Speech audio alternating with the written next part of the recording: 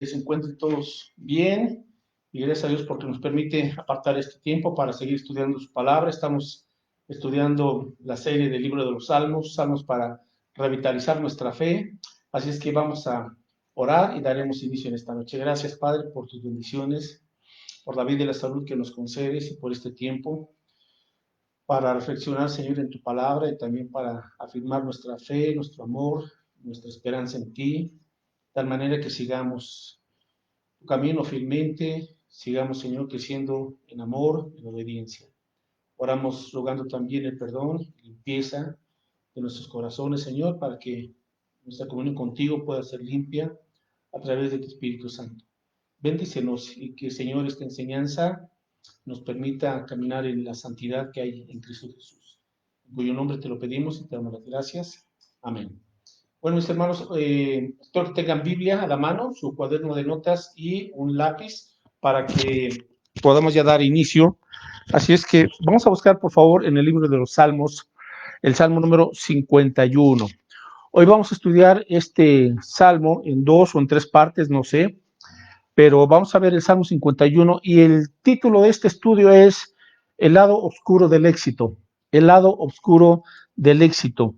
Vamos a estudiar por qué se escribió este salmo, que de hecho pues es un salmo precioso. Obviamente es un salmo que habla del arrepentimiento cuando uno ha pecado y cómo se confiesa delante del Señor y la restauración que Dios nos da, pero tenemos muchísimo que aprender de la vida de este siervo de Dios que escribió la gran mayoría de los salmos, que fue el rey David, un hombre exitoso. Bueno, pues de él vamos a aprender también, obviamente, cosas positivas, pero también vamos a aprender a tener cuidado para no caer pues en los errores o pecados que en un momento dado él mismo cometió. Salmo 51, los versos del 1 al 4, solamente vamos a leer esta porción el día de hoy. Dice aquí: ten piedad de mí, oh Dios, conforme a tu misericordia, conforme a la multitud de tus piedades, borra mis rebeliones, lávame más y más de mi maldad y límpiame de mi pecado, porque yo reconozco mis rebeliones y mi pecado está siempre delante de mí. Contra ti solo he pecado y he hecho lo malo delante de tus ojos, para que seas reconocido justo en tu palabra y tenido por puro en tu juicio. Bueno, este salmo es un salmo que escribió precisamente el rey David. Y cuando lo escribió, bueno, pues lo escribió después de su amarga y triste experiencia, después de haber pecado contra el Señor y haber cometido pues una serie de ilícitos. Es cuando el rey es confrontado ante esta situación y posteriormente pues él escribe este salmo, que de hecho pues es un salmo que nos permite también identificarnos. Sinceramente nos identificamos con él y con la experiencia de cada uno de nosotros en cuanto a las situaciones por las que atravesó el mismo rey de Israel, el rey David. Entonces, vi una pregunta: ¿por qué caen en pecado a unos creyentes que parecen exitosos o que son exitosos, verdad? Así es que el lado oscuro del éxito es lo que vamos a ver en esta noche, en la primera parte. Bueno, ¿por qué caen aún los creyentes? Tenemos que entender, en primer lugar, porque aún en el creyente existe la capacidad de pecar. Aún en los creyentes existe todavía la capacidad de pecar. Ahora, el rey David andaba en sus 50 años más o menos, ¿verdad? Cuando cometió este pecado, y ya había estado en el trono gobernando durante aproximadamente 20 años. Y sin duda alguna que David era considerado un rey, un hombre sumamente exitoso. Y aunque el rey David había tenido una serie de triunfos consecutivos y una trayectoria en ascenso, se comenzó a volver obviamente vulnerable. ¿Por qué? Por la sutileza del orgullo y de la autosuficiencia que se fue generando en su corazón. En vez de depender continuamente de Dios, no, el rey David comenzó a depender de su astucia, de su habilidad, de sus éxitos, de sus bendiciones, de su experiencia, pero se fue apartando de esa confianza en el Dios de Israel. Así es que el rey David, en esta situación que vamos a leer a continuación en el libro de Samuel, en donde se nos narra pues su caída, ¿verdad?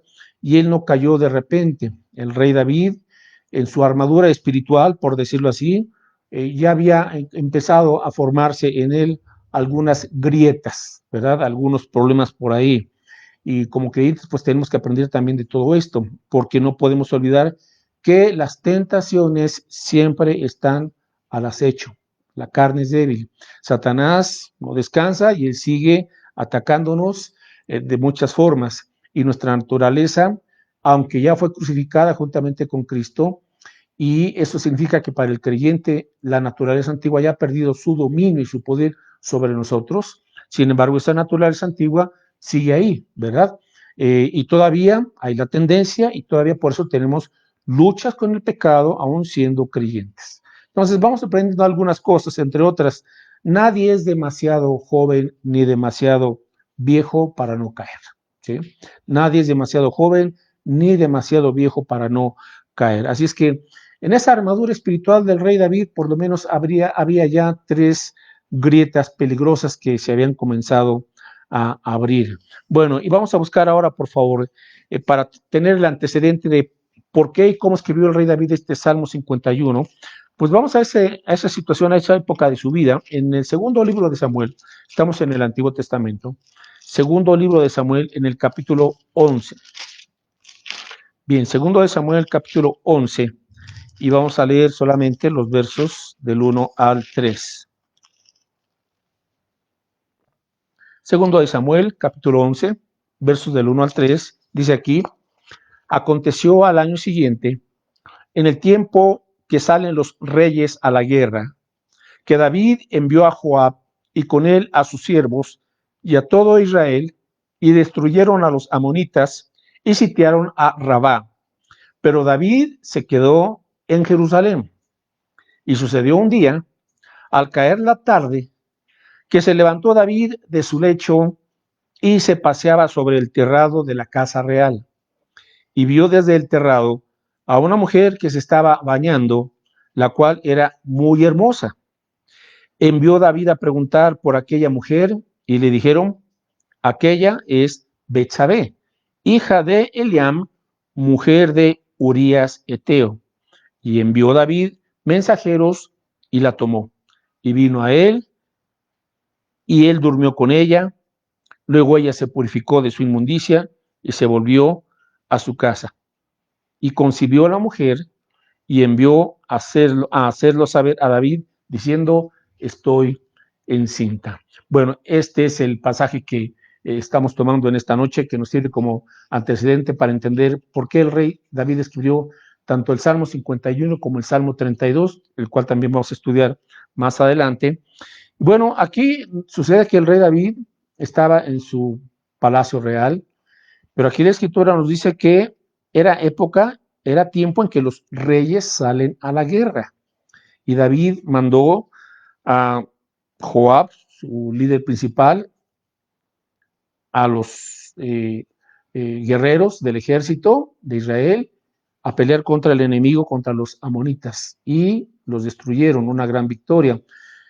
Solamente que el rey David se quedó en casa, él no fue a pelear esa batalla. Así es que desde ahí comienzan ya algunos problemas y algunas grietas. Dice, en el tiempo en que los reyes salen a la guerra, es decir, David debió de haber estado en esa batalla, debió de haber estado en esa guerra. Entonces, aquí vamos viendo ya una primer grieta. Número 1, David descuidó su responsabilidad. Descuidó su responsabilidad.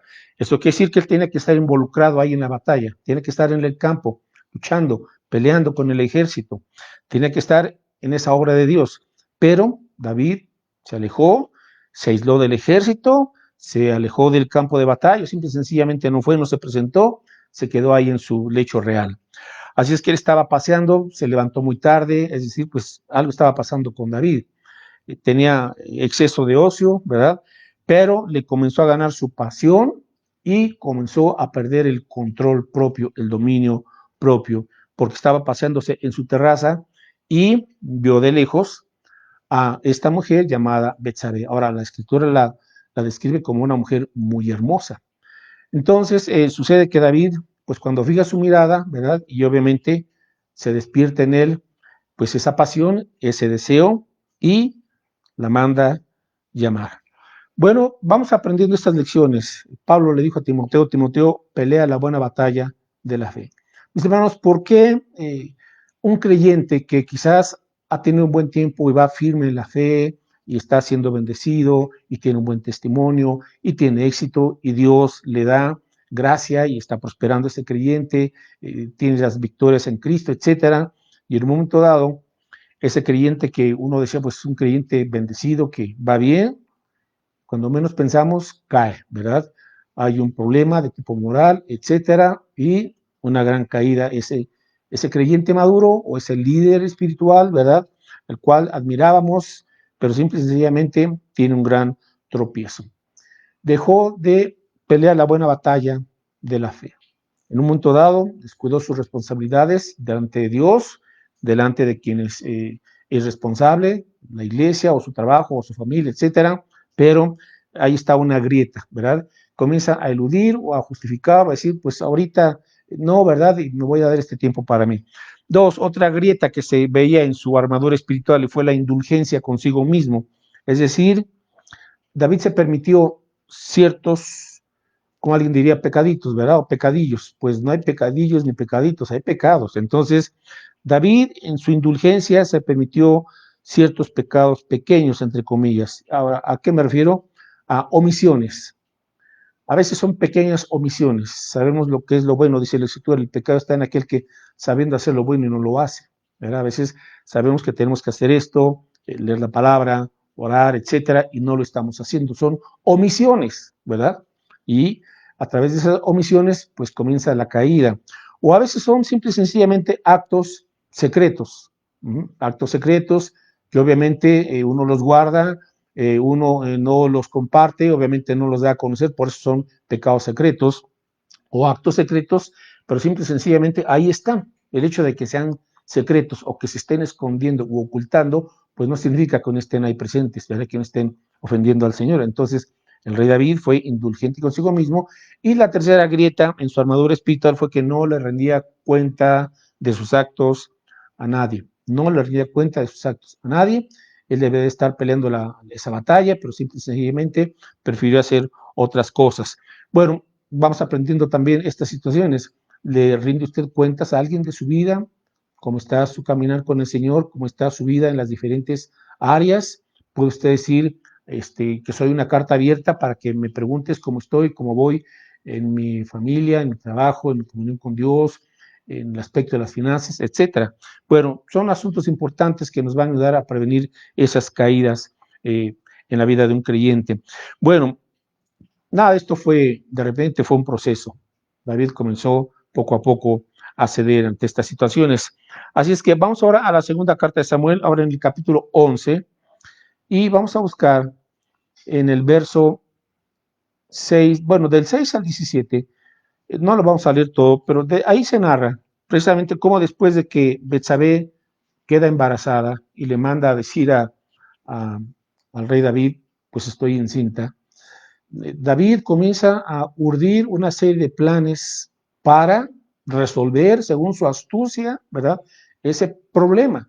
Porque cuando él preguntó por Betsabé, pues los que estaban ahí a un lado del rey le dijeron, es hija, ¿verdad?, de un hombre llamado Eliam, obviamente era conocido, y mujer de Urías Eteo. O sea, le estaban diciendo, David, en otras palabras, es casada, ¿verdad? Estaban diciendo muy indirectamente o muy discretamente sus siervos, pues no querían tener quizás mayor problema con el rey David, ¿verdad? Pero le decían, pues es casada David. Sin embargo, el rey David la mandó traer y tuvo relaciones con ellas y con ella y finalmente se embarazó. Así es que en estos versos del 6 en adelante, el rey David, en vez de buscar una solución, no, lo que hace él es querer tapar su pecado, ¿verdad? Ocultarlo, esconderlo, disimularlo, y lo que hace es pues mandar matar al esposo de Betsabé, a Urías. Y sin entrar ahorita en los pormenores, a fin de cuentas, después de varias estrategias fallidas, lo manda al frente de batalla, le dice a Joab, ¿verdad? Llévalo al frente de batalla en la primera línea para que esté peleando contra el enemigo, a fin de cuentas, porque los que están en la primera línea son los que más fácil mueren, y efectivamente aparentemente tuvo éxito en su plan, ¿verdad? Aparentemente, recuerden esa frase que hemos compartido de pastor llamado Charles Spurgeon, Dios no permite que sus hijos pequen con éxito. Entonces aquí aparentemente el rey David tuvo éxito porque murió el esposo de Betsabé en ese campo de batalla y así como que no queriendo el asunto, pues fue circunstancial, ¿verdad? no planeado, pero fue todo lo contrario. Bueno, muere entonces el esposo de Betsabé, y David la recibe como mujer y da a luz a su bebé. Bueno, pero ¿qué pasó durante este tiempo? Los que conocen en detalle muchas porciones de la escritura nos dicen que David mantuvo más o menos en secreto su pecado durante un año.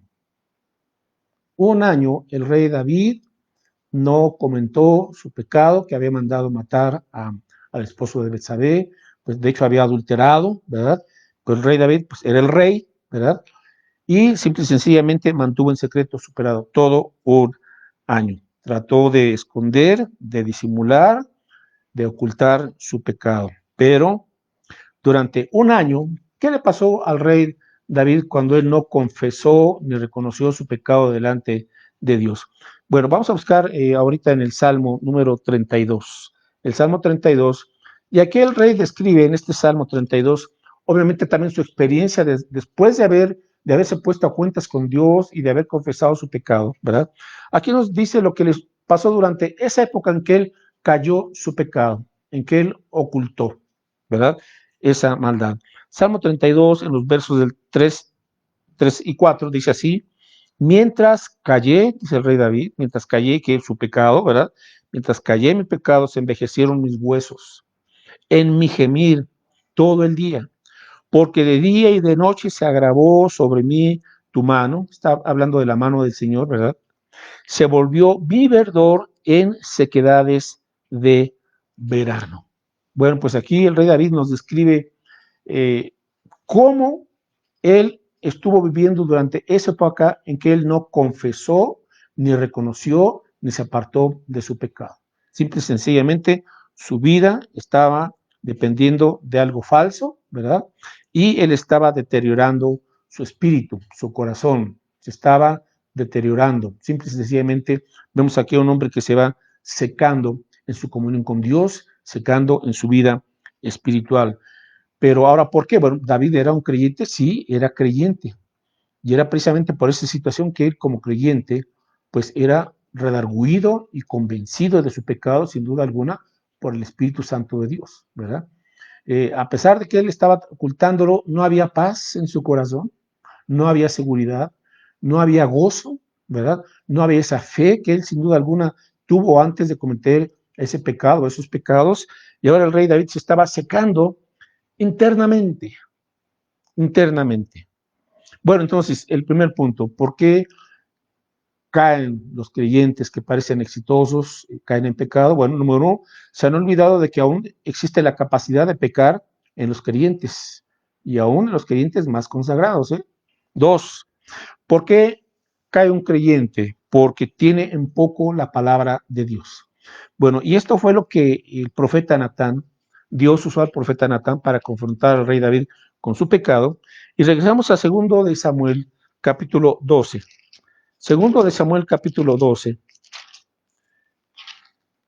verso 9. Segundo de Samuel 12, verso 9. Cuando el profeta Natán está confrontando al rey David, le dice aquí el Señor a través de este profeta: ¿por qué pues tuviste en poco la palabra de Jehová, haciendo lo malo delante de sus ojos? A Urías Eteo heriste a espada y tomaste por mujer a su mujer, y a él lo mataste con la espada de los hijos de Amón. Entonces, el segundo punto, ¿por qué un creyente exitoso puede también caer? Porque tiene en poco la palabra de Dios. Ahora, ¿qué significa esto de tener en poco la palabra de Dios? De hecho, esto fue lo que le dijo Natán a David. Bueno, significa varias cosas. Número uno, ¿cuándo tiene uno un poco la palabra de Dios? Cuando se ha perdido el sentido de lo que es el pecado. Cuando se pierde el sentido del pecado. Ahora, ¿qué es lo que vemos hoy en nuestra cultura, en el mundo? Esto que el mundo no habla de pecado.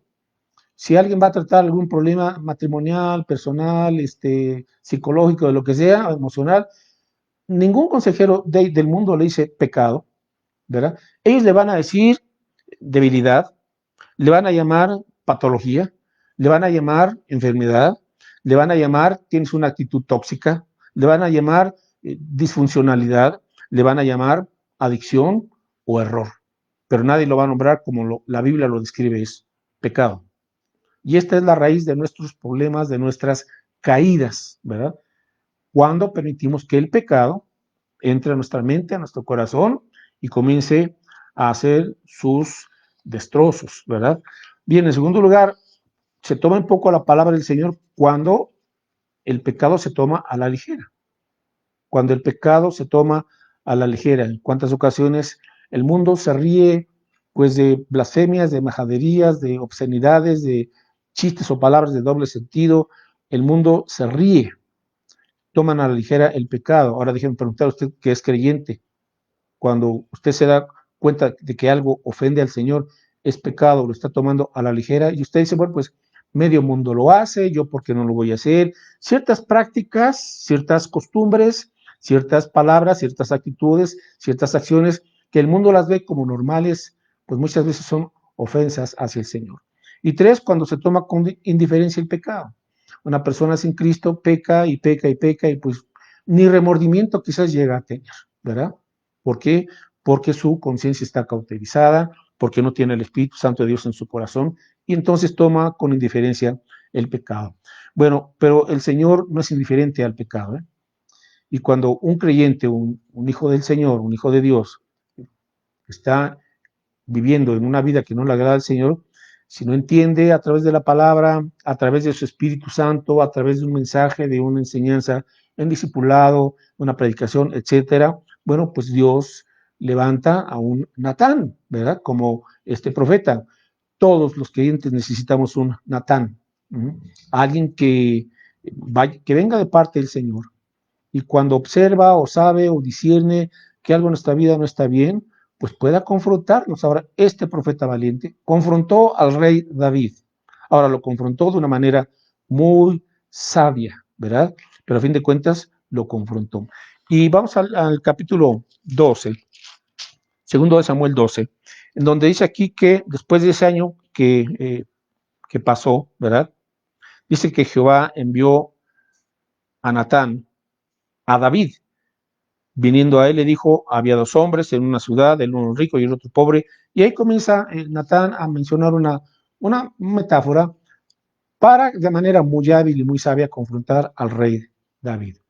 Después de que el rey David responde ante esa metáfora, pues él es confrontado con su pecado y Natán le dice, bueno, pues tú eres como ese hombre de esta metáfora que le quitó la única ovejita a una persona pobre, siendo el rico, ¿verdad?, para dársela a alguien más. Y el rey David dijo, pues esa persona que le quitó la única ovejita a la persona pobre, pues merece la muerte y que pague 4 veces lo que ha hecho. Y el profeta Natán le dice, pues tú eres ese hombre, tú eres ese hombre. Así es que el rey David con su propia boca reconoció y él puso ese juicio en ese sentido. Dice aquí en el versículo 7, segundo Samuel 12:7, entonces Natán dijo a David, tú eres aquel hombre. Así ha dicho Jehová, Dios de Israel, yo te ungí por rey sobre Israel y te libré de la mano de Saúl, etcétera. Bueno, entonces, en esta confrontación, David se da cuenta de su pecado.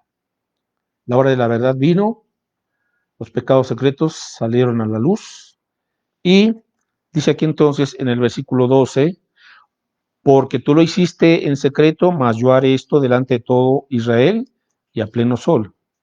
Entonces dijo David a Natán, pequé contra Jehová, y Natán dijo a David, también Jehová ha remitido tu pecado, no morirás. Mas por cuanto con este asunto hiciste blasfemar a los enemigos de Jehová, el hijo que te ha nacido ciertamente morirá. Bueno, hay varias cosas aquí muy interesantes. Cuando David reconoce su pecado, él lo que dice en el versículo 13 es, sí, ya no pudo ocultar, ya no pudo disimular, ya no pudo evadir ni justificar su pecado. Él dice, sí, pequé yo contra Jehová. Esto es claro. El rey David, ese hombre poderoso, exitoso, que mostró ese lado oscuro del éxito, de su éxito personal, bueno, ahora dice, sí, yo pequé contra Jehová. Ahora, ¿qué merecía a David? La muerte, ser apedreado. merecía morir. Sin embargo, cuando el rey David reconoce su pecado, dice, pequé contra Jehová, el profeta Natán le responde, Jehová ha remitido tu pecado, no morirás. Ahora, ¿por qué? Porque David reconoció su pecado, obviamente, y aquí entró lo que conocemos nosotros como la gracia de Dios. David no merecía perdón, merecía la muerte. Sin embargo, ¿por qué fue perdonado por Dios? Por la gracia de Dios. Porque David dejó de justificar su pecado, reconoció que había ofendido en primer lugar al Señor, y entonces Dios le otorga el perdón por su gracia, solamente por la gracia de Dios, mis hermanos. Obviamente hubo perdón, pero eso no quitó consecuencias. Entonces Dios nos perdona, pero a veces, mis hermanos, hay cierta disciplina que vamos a tener que acarrear durante mucho tiempo, a veces durante toda la vida quizás. Claro, la gracia de Dios nos permite aminorar esas consecuencias, ser fortalecido, pero muchas veces van a quedar ahí algunas consecuencias para entender y aprender lecciones de esas cuestiones en nuestra vida. Entonces, aquí es cuando David pide perdón, Dios le da ese perdón por gracia, el Señor le dice, pues vas a tener algunas disciplinas, ¿verdad? Etcétera, y consecuencias. Y aquí entramos entonces al último punto. ¿Por qué un creyente exitoso en un momento dado cae? Porque ignora las consecuencias del pecado en la vida del creyente. Porque ignora las consecuencias del pecado en la vida del creyente. El hecho de que somos salvos por la gracia, gracias a la obra de Cristo Jesús, eso no significa, mis hermanos, que no vayamos a tener nosotros algunas consecuencias debido a nuestro pecado. Entonces, debemos de ser sabios y confiar en el Señor. Entonces, quiero ahora mencionar brevemente y con esto concluir cuáles son las consecuencias del pecado. Ahora, ¿por qué quiero insistir en eso? Por esto, porque si ignoramos, si somos indiferentes, si tomamos a la ligera o si cambiamos la definición de lo que es pecado, pues entonces vamos a llegar a pensar quizás de que no existe el pecado, no hay pecado, ¿verdad? No, mis hermanos, Dios es santo, Dios es justo, Dios es misericordioso, entonces por lo tanto tenemos que entender lo que implica el pecado. Tan dañino es el pecado que Cristo tuvo que venir a este planeta y dar su vida en la cruz del Calvario, derramar su sangre por cada uno de nosotros, morir en nuestro lugar, ser sepultado y resucitar, venciendo así al pecado, a Satanás, al mundo, a la muerte, etcétera. Pero tuvo un tremendo costo el pecado. Entonces no podemos minimizarlo tampoco. ¿Qué hacemos con el pecado? Bueno, pues llevarlo ante el Señor, obviamente confesarlo, arrepentirnos, llevarlo a la cruz de Cristo. Pero es algo serio, así es que Dios quiere que vivamos en la santidad de Cristo, una victoria sobre el pecado. Bien, ¿qué hace el pecado? Bueno, pues obviamente estorba nuestra comunión con Dios. Todo un año David estuvo quebrantado. David sabía que no podía estar en esa comunión plena y gozosa con Dios, no debido al Señor, sino debido a su pecado, que no lo había confesado. Ahora, ¿qué significa pecado? Bueno, pecado significa transgredir la ley, pecado significa rebelión contra la autoridad, obviamente contra la autoridad de Dios. Pecado significa perversidad, significa aquello que es retorcido. Pecado significa aquello que se ha desviado de la línea recta, de lo bueno, de lo justo. Y pecado también significa maldad, intenciones malas y errar el blanco. Es decir, pecar es no alcanzar el objetivo divino.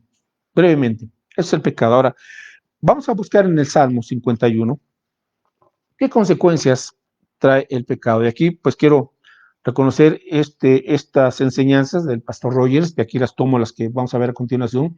Y a mí me gustó mucho cómo describe él cuáles son las consecuencias del pecado y que David aquí nos describe, ¿verdad? En su experiencia y la cual nos comparte y obviamente tenemos mucho que aprender.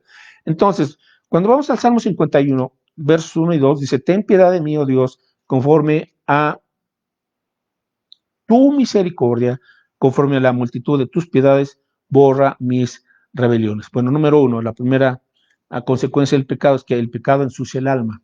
El pecado ensucia el alma. Por eso el rey David dice, Señor, límpiame, ¿verdad? Señor, borra mis rebeliones. Así es que cuando un creyente peca, pues se siente sucio. Obviamente alguien que no es cristiano, pues no se va a sentir sucio porque no tiene el Espíritu Santo de Dios. Pero un creyente que en quien ya habita el Espíritu del Señor, ese creyente se va a sentir sucio, ¿verdad? Porque eso es lo que hay, produce el pecado. Nadie que sea sincero y honesto delante del Señor puede decir, pequé y me siento limpio, estoy limpio. Claro que no, ¿verdad? El Espíritu del Señor nos convence, nos redarguye. Dos, segunda consecuencia, en el versículo Salmo 51:3, porque yo reconozco mis rebeliones, está hablando del pecado, y mi pecado está siempre delante de mí. Es decir, el pecado domina la mente. Es decir, el rey David estaba consciente de su pecado, una mente que estaba ya teniendo esa batalla, ¿verdad? Porque sabía que había hecho lo malo delante del Señor. Él no podía tener una mente limpia y tranquila, una conciencia tampoco en paz. Así es que el rey David tenía presente, hay un asunto pendiente con Dios. Tengo que arreglarlo, pero se tardó mucho tiempo. Seguimos, la tercera consecuencia, Salmo 51:4, dice el rey David, contra ti solo he pecado, está hablando al Señor, ¿verdad? Señor, contra ti he pecado y he hecho lo malo delante de tus ojos. Es decir, el pecado deshonra al Señor. A final de cuentas, la primera persona ofendida es el Señor. Cuando pecamos, a quien ofendemos en primer lugar es a Dios. Bueno, vamos ahora en cuarto lugar. Cuarta consecuencia, Salmo 51:8. Dice aquí el rey David, Señor, hazme oír gozo y alegría y se recrearán los huesos que has abatido. Versículo 12. Vuélveme el gozo de tu salvación y espíritu noble me sustente. Es decir, en cuarto lugar, el pecado deprime el corazón. El pecado deprime el corazón. Obviamente que cuando hay pecado no confesado, pues hay tristeza. ¿Por qué? Porque entristecemos al Espíritu Santo de Dios. David había perdido no su salvación, sino el gozo de su salvación. Por eso él dice, Señor, vuélveme el gozo de tu salvación. Hazme oír gozo y alegría y se recrearán los huesos que has abatido. Y aquí entramos en esta quinta consecuencia. Se recrearán los huesos que has abatido. Es decir, el pecado también enferma el cuerpo. El pecado enferma el cuerpo. El rey David puede decir, aún en mis entrañas, ¿verdad? Hay dolencia. Él nos comentaba en el Salmo 32, mi verdor se volvió en sequedad, ¿verdad? Es decir, internamente él estaba también padeciendo. Quizás lo que hoy se llaman enfermedades psicosomáticas, ¿verdad? Entonces, ¿cuántas veces el pecado de una u otra forma ocasiona síntomas, situaciones, pero la raíz es que algo que no está bien en nuestra vida? Muchas veces, no estoy diciendo que esto sea siempre, pero sí con mucha frecuencia y más frecuencia de la que nos gustaría reconocer o admitir. Si es que el pecado también enferma el cuerpo. En sexto lugar, Salmo 51:10, dice aquí el rey David, crea en mí, oh Dios, un corazón limpio y renueva un espíritu recto dentro de mí. Es decir, el pecado estropea el espíritu. El pecado estropea el espíritu. Es decir, el espíritu de David, por ejemplo, se estaba volviendo un espíritu amargado, un espíritu irritable, un espíritu que comenzaba a juzgar y a criticar todo. Cuando alguien tiene un espíritu amargado, nada le gusta, nada le agrada, siempre está inconforme con todo, porque su espíritu se está amargando. Ahora, ¿por qué? Por el pecado. Recuerde que la amargura es una raíz, ¿verdad? Una raíz que está en lo más profundo del corazón. Así es que el pecado también estropea el espíritu. Porque hay creyentes que aunque vayan el domingo a la iglesia y están en el culto, no cantan, pues porque su espíritu está estropeándose, ¿verdad? No hay el gozo del Señor, algo tienen por ahí que no han confesado delante de Dios. Cuando la gente está reincidiendo en un pecado, pues deja de mirar a Jesús y comienza a poner en los errores de los demás. Si usted ahora lo único que ve son errores y errores y errores en la gente que está cercana a usted o a su alrededor, y ya todo usted lo está viendo mal en los demás, el problema es su espíritu, tiene usted que checar algo por ahí. Bueno, y finalmente, Salmo 51:14, líbrame de homicidios, oh Dios, Dios de mi salvación, cantará mi lengua tu justicia. Señor, abre mis labios y publicará mi boca tu alabanza. Finalmente, el pecado destruye el testimonio. Ahora, qué triste es cuando un creyente está dando un mal testimonio. Puede ser en su casa, con los vecinos, en su trabajo, en la escuela, y no, por eso sabes que no compartes de Cristo, no tienes testimonio. La sal está perdiendo su sabor muchas veces. Entonces, el pecado destruye el testimonio. ¿Será por eso que muchos creyentes no hablan de Cristo? Discúlpenme esta expresión, tienen mucha cola que les pisen y no han querido arreglar eso. Hay que arreglarlo y ya, ¿verdad? Así es que, finalmente, busque Proverbios 28:13. Proverbios 28:13. El próximo miércoles, Dios mediante, vamos a continuar con la segunda parte, viendo ya algunos aspectos, pues obviamente un poquito más positivos en el sentido, pero tenemos que ver la palabra y así nos confronta y así es, ¿verdad? Bueno, Proverbios 28:13. Tenemos esta verdad y a la vez esta preciosa promesa también. Bueno, ¿quién no ha fallado? ¿Quién no ha pecado? ¿Verdad? ¿Quién no ha ofendido al Señor de una u otra manera? Pero Proverbios 28:13, el que encubre sus pecados no prosperará. Esto le pasó durante todo un año al rey David. El que encubre sus pecados no prosperará. Pero, aquí está la preciosa promesa del Señor. Pero el que los confiesa y se aparta, ¿qué? Alcanzará misericordia. Pero el que los confiesa y se aparta, alcanzará gracia, misericordia. ¿Qué es lo que quiere Dios? Bueno, si usted o yo en un momento dado hemos caído en algún pecado, ¿verdad? Y solamente el Señor sabe qué es o hasta dónde está repercutiendo. Bueno, Dios nos dice que vengamos a Él, que nos pongamos a cuentas con Él, que reconozcamos ese o esos pecados, que nos apartemos de ellos, nos arrepintamos y permitamos que la sangre de Cristo nos limpie de todo pecado. Si confesamos nuestros pecados, Dios es fiel y justo para perdonar nuestros pecados y limpiarnos de toda maldad. 1 de Juan 1:9. Esta es la promesa de nuestro Dios.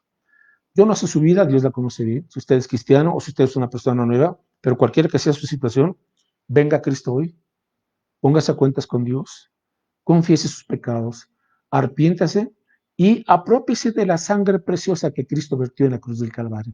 Esa sangre tiene poder para limpiarle, para perdonarle, para darle una comunión limpia y santa con el Dios Altísimo.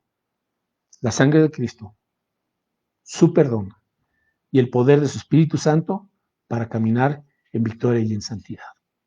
Vamos a orar y con esto concluimos y nada más les comparto por favor uno de los anuncios. Padre, gracias por tu palabra. Hemos sido confrontados, Señor, con tu verdad, pero tu verdad a fin de cuentas es lo que nos hace libres.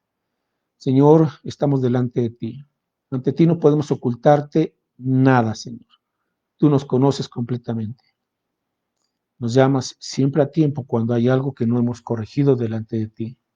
Por eso, Señor, sabemos que tú nos estás dando en esta noche la oportunidad de venir delante de ti, ponernos a cuentas contigo, confesar, reconocer nuestros pecados y arrepentirnos. Y mi Señor, pues recibir tu preciosa y abundante gracia y tu perdón, tu misericordia a través de la sangre de Cristo.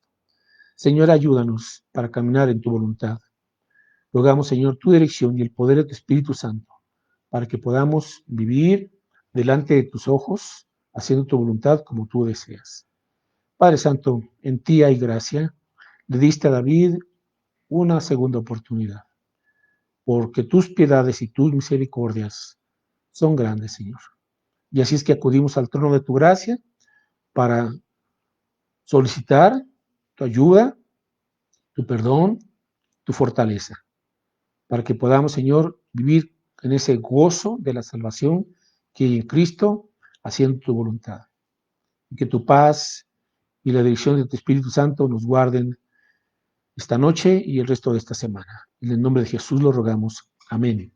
Bueno, hermanos, pues solamente les recordamos que los miércoles continuamos con esta serie de mensajes de los Salmos para revitalizar nuestra fe, miércoles a las 8 de la noche aquí en Facebook. Y los domingos ya estamos teniendo los cultos presenciales en el templo, en la Iglesia Bautista del Renuevo, en Bosques del Valle, en Coacalco, Estado de México, y estamos aplicando pues las medidas sanitarias, domingos a las 12 del día. Así es que mis hermanos, pues Dios les bendiga y seguimos en contacto. Nos vemos.